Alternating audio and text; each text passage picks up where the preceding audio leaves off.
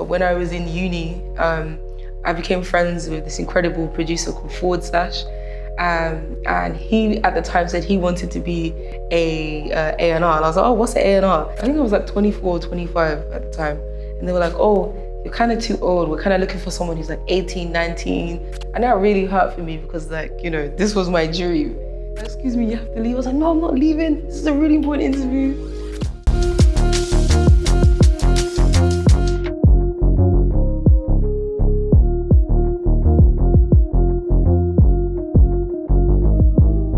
Hi, my name is Jade Busola. I'm a talent manager. I look after the Grammy-nominated producer called London, and I'm also an A&R manager at 0207 Def Jam in the UK.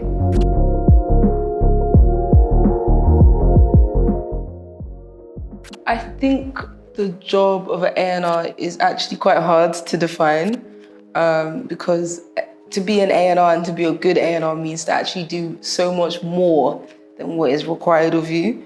You know, sometimes you can feel like you're part of management because you care so much in ensuring that the artist is growing and is happy and is making the best music possible. So yeah, it's quite hard to define, but I think in terms of a record label definition of it, you're essentially the person that is responsible for discovering new talent, and signing new talent and just helping them as much as you can in making the best music possible. So that can range from everything to finding, you know, recording sessions for them, pairing them with producers and maybe writers and other artists that you think, okay, you know, that artist is going to make the best music they possibly can with those other talents. So yeah, that's one part of it. But then there's the other part of just in general kind of being the voice, being being almost like the artist representative within a label in terms of like getting the artist's vision best across to the rest of the label so that you can all work together, marketing, PR, press, promo, to make sure that the vision is aligned of what the artist wants in terms of representing that music best, if that makes sense. But yeah, like I said, it can also sometimes feel like you're part of management because you care so much, so you end up doing kind of more than just that kind of tick boxes. You know, it's everything from finding new opportunities for the artist, helping them with their visual identity. Like, yeah, it can go much more beyond than kind of what the traditional definition of the role is. A&R and management are very similar because you are probably the person that's very close to the artist when it comes to, if you compare with any other type of like job title within the music business. And sometimes the line can be blurred in the sense that, you know, you end up being their therapist, you end up being their mentor, you end up being their friend, just because you're so, you care so much about the artist's growth and their success. So I would say it's very similar in that you're heavily involved in the music making process and you have a very close relationship with the artist. Yeah, I would say they're the two main reasons why, yeah. It was a very long journey. Essentially, I always loved music. I was just a massive fan. I was a huge emo kid when I was like 13 years old. And then when Spotify came about many moons ago, I started discovering lots of different genres of music. And then when I was in uni, I didn't even know music was a career that you could do. But when I was in uni, I became friends with this incredible producer called Forward Slash. And he, at the time, said he wanted to be a A&R. And I was like, oh, what's an A&R? And he told me about it. And then the next day, I did my homework and just started reading up on it. And I was like, wow, this is it. This is what I want to do with my life. This is my dream job. So yeah, but I was like, okay, I have 2 years left of uni, so I might as well finish it now. And so yeah, I finished uni, and then I just started hustling and bustling, messaging people on Twitter, LinkedIn, Instagram, everything. I was getting no response. I needed money, so I started doing a receptionist job, not in music, just one corporate firm in London. And then, yeah, just constantly messaging people. And then someone finally got back to me from LinkedIn, and they were just really, really kind and helpful, and they helped me to do up my CV and everything. And she started putting me forward for all these entry-level, you know, intern roles. And then I finally landed a marketing intern job at BMG. This was back in 2017. So yeah, so it was a long, long time ago. But yeah, so from there I just started working my way up and just hustling like mad. Like, you know what they say, this music business is just all about relationships. So I literally took that sentence and just lived and died by it. Like, I need to meet people, I need to meet people. And that just really helped me to just like grow and kind of, yeah, get to where I am now. Yeah. There was one senior A&R guy, I won't say his name, he was working at one of the major record labels in London. And I met up with him for like a very informal interview.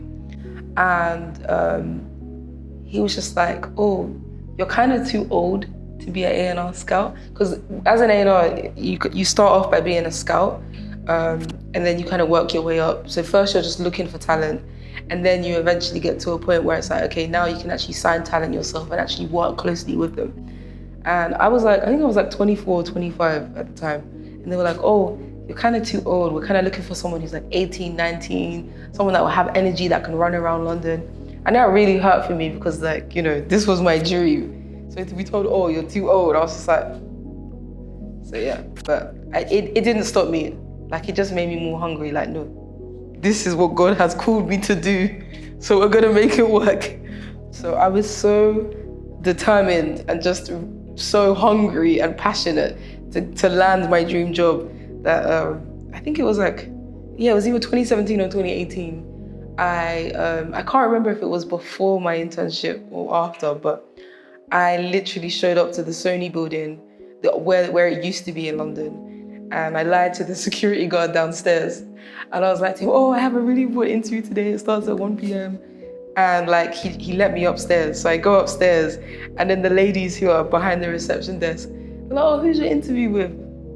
And that's where I forgot to actually think in my mind, I need to make sure I research a name. So I just said any name, and they were like, oh, we don't have anyone here that with that name, but just take a seat and we'll keep looking. After 5 minutes, they're like, sorry, no one here works here. Are you sure you have an interview here? And I was like, yeah, it's really important. You know, I've been having online interviews and this is like the in-person one. And then after a while, though, they realized, hang on, this girl is lying. So excuse me, you have to leave. I was like, no, I'm not leaving. This is a really important interview. And security had to escort me out of the building. But just looking back, I was like, wow, I was determined. But yeah, very, very, very mad story. So every label has its own culture, has its own working culture, and has its own culture in terms of the type of talent and the type of music, in terms of genres that they want to work with and release. Some labels are very pop orientated. And it's weird because pop is it just means popular music, but in a way it's also a genre. So some labels, they look at it more genre-wise, like singer-songwriter, you know, the sound is very easily accessible to the majority of people, to the masses. Whereas some people, you know, they're more focused on like rap music and Afro beats and R&B, you know, music that some might say is considered black music. And then some labels are just focused on dance music, you know, EDM, electronic music, and house music. So yeah, I've been at different labels. I think I've worked as an A&R at 3 labels now, and they all had very different cultures in terms of the type of talent they wanted to sign. So I think it's very difficult because you might see something in an artist that your boss doesn't see in them yet. So you literally have to try to convince them like why this artist is incredible and is the next big superstar and why we need to invest in them and work with them. So sometimes your boss or your manager will easily see it like, okay, I see the vision. Whereas sometimes they might be like, oh, hang on a minute, are you sure? How do you know? How is this the star in this? I've literally had someone say to me, is this the star in their lane? How do you know that this is the star in their lane? And then later on, they go on to drop a song and the song blows up, if you know what I mean. So yeah, it can be difficult. It can be difficult. But I guess also it helps in that process of difficulty, it helps you to like double check in your mind, like, okay, how much do you believe in it, in that artist? And what vision do you have for that artist? If you know what I mean. To be honest, I've never really been in a situation where it's like, oh, I've had to like give up, if that makes sense. I think every artist I've worked with, like, they're incredible and unique in their own way. So I haven't really been in a situation where I felt like, oh, I've had to give up. So I've been in a situation where like you work with an artist and you sign them and it may be taking a little bit longer than usual not usual, but taking a bit longer than you may have expected for them to kind of get to a certain stage of progression in their career. But like, I think when you get to that point, it's just about making sure you remember like why you're passionate about the artist, what the vision you have, and constantly reassuring the rest of like the team and the label on the vision that you have for the artist, and just explaining to everybody like, look, artist development is back, you know, like it's gonna take some time. So my first A&R job was at EMI. It was called Virgin EMI at the time, and at that time, Afrobeats was, you know, really starting to gain a lot of people's attention within the UK and beyond. And there were a lot of incredible artists in Lagos that I wanted to work with. But I constantly felt like my managers and my bosses didn't see the vision. So it was really, really frustrating. And I got to a point where I left EMI, Virgin EMI, and I wasn't working as an A&R at all, and that's when I started diving more into management, into talent management.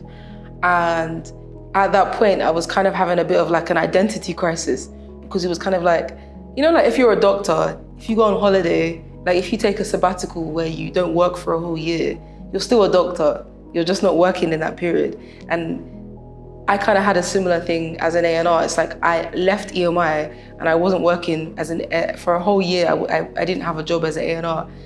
And it kind of made me feel like, oh, am I still an A&R? Do I still know what I'm doing? Am I still good at this job? But it made me learn that like, these job titles, they don't define who you are. Like, if you're passionate about it and you know you're good at it, then you are it. Like, you don't have to have a paid job at a record label to still be that, if that makes sense. So I feel like that was it wasn't a low time for me, but it was a time of like heavy reflection, if that makes sense. Because between EMI and then Atlantic, it was like a year of not working as an A&R at all, if that makes sense. So yeah. Top 3 career moments. I would say on the talent management side, I would say just London, being a part of Calm Down, the record by Rema, which obviously ended up being, you know, a huge global monster hit. I would say, on the A&R side, working with Adekunle Gold, you know, he's just incredible, like very mind-blowing artist.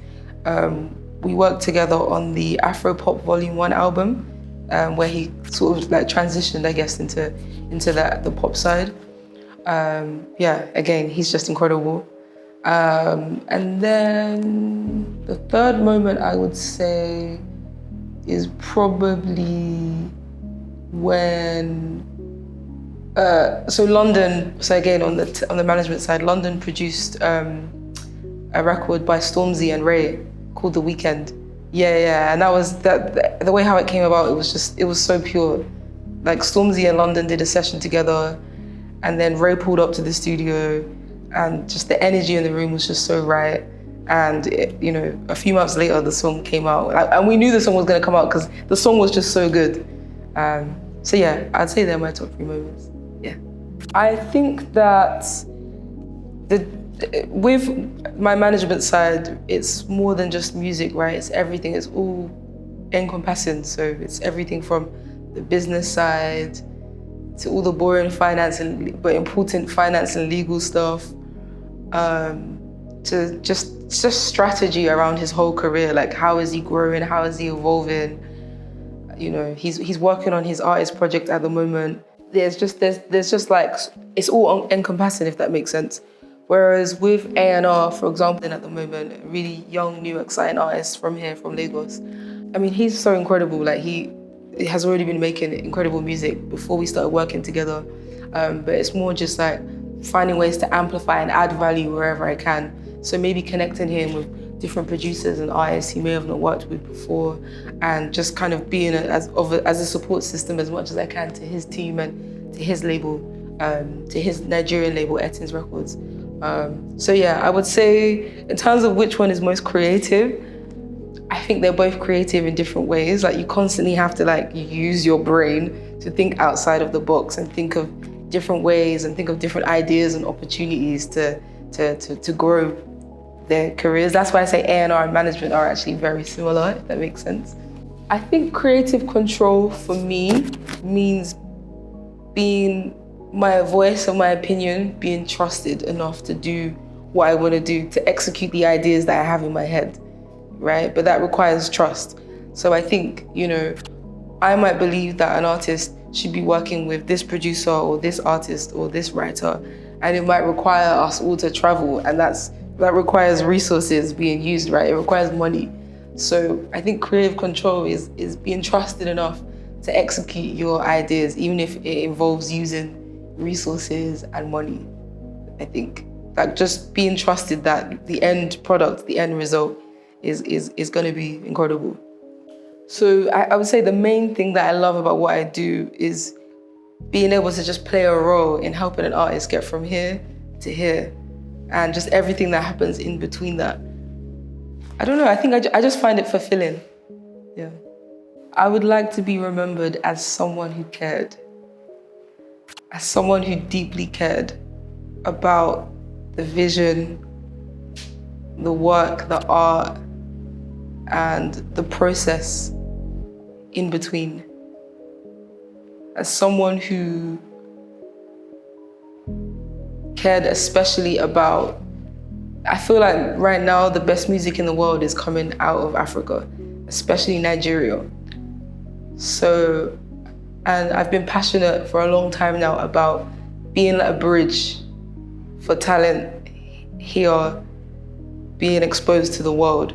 So I think I'd like to be remembered as someone who cared and was passionate about doing that. Hi, my name is Jade Busola, and you're watching Creative Control with Days and Nights.